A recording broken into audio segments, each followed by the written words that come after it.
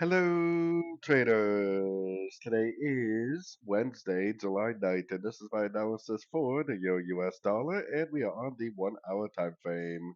So if you saw yesterday's video, we were right around here yesterday, and I was saying there's a pretty good chance this move up is going to be a pullback to this move down.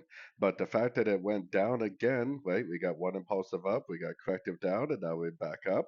It makes it even more clear that it potentially is a pullback to this last wave down.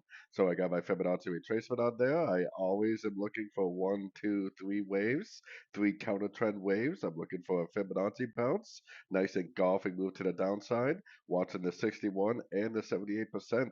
If it makes an engulfing move to the downside at either one of those levels, then that is definitely going to be the sorting opportunity that I'm looking for next. Because if the daily time frame is going to continue down, then this move up, it should be a pullback to the last impulsive move down.